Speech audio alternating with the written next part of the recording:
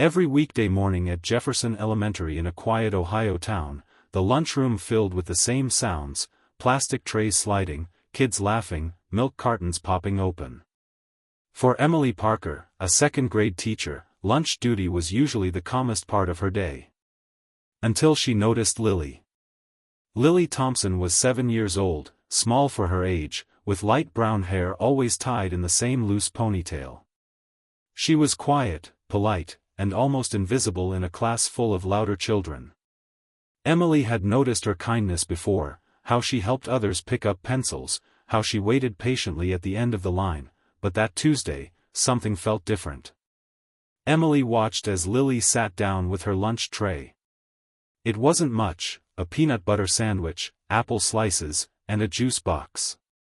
Across from her sat Noah, a boy who often came to school late and almost never had a full lunch.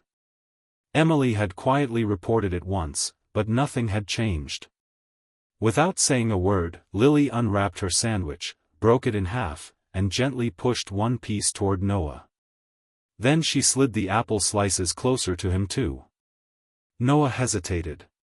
Lily smiled and nodded. Emily felt her chest tighten. This wasn't the first time. Over the past week, she had seen Lily give away parts of her lunch again and again. And each time, Lily herself ate less, sometimes nothing at all. After lunch, Emily couldn't focus on her lesson. Her mind kept returning to that small hand pushing food across a table. Kindness like that doesn't come from nowhere, she thought. And sometimes, it comes from lack. That afternoon, Emily made a decision she never expected to make. She followed Lily home. When the final bell rang, Emily waited until the children poured out of the school doors. Lily walked alone, backpack bouncing lightly against her back. Emily kept a careful distance, telling herself she was just being cautious, just being responsible. The neighborhood Lily walked into was older, small houses, peeling paint, cracked sidewalks. Lily stopped in front of a narrow, tired-looking home with a sagging porch. She pulled a key from her backpack and went inside. Emily stood frozen across the street. A few moments later, the front door opened again. Lily stepped out, set her backpack down, and began helping a younger boy, no more than 4, down the steps. Emily's heart sank. She crossed the street and gently called out, "Lily?" Lily turned, startled. Her eyes widened when she recognized her teacher. "Ms. Parker?" she asked softly. Emily smiled, trying to sound calm. "Hi, sweetheart. I just wanted to check on you. Is everything okay?" Lily nodded quickly. Too quickly. Inside the house, Emily soon understood everything. The home was clean but bare. A couch with worn cushions. A small table with one chair missing. In the kitchen, the fridge hummed loudly, but when Emily looked inside, it was almost empty. A carton of milk. A jar of peanut butter. Half a loaf of bread. Lily's mother, Sarah Thompson, apologized immediately. Her eyes were tired, her voice shaky. "I'm so sorry, Miss Parker. I didn't expect company. Things have just been hard." Over a cup of weak coffee, the story spilled out.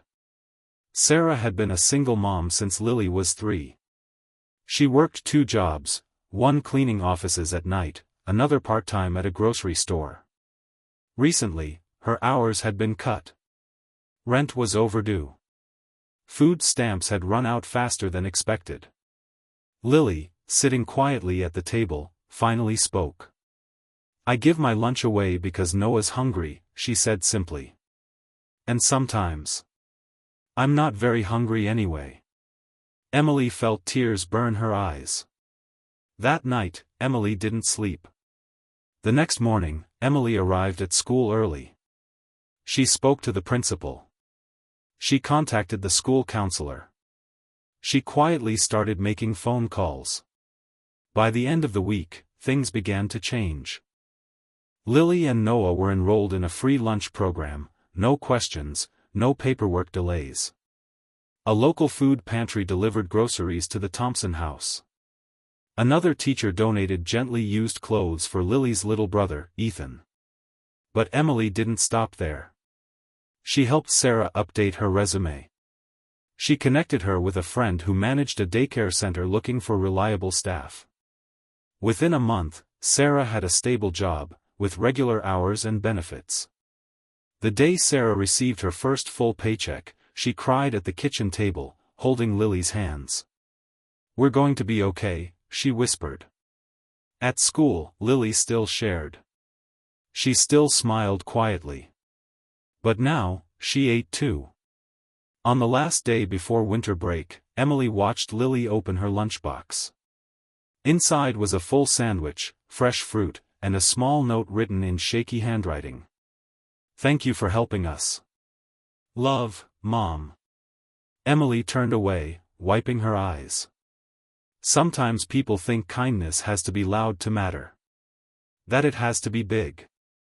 But this story started with half a sandwich. A little girl who gave, even when she had very little. A teacher who chose to see, instead of look away. And a reminder that one act of care can ripple into 100 changed lives.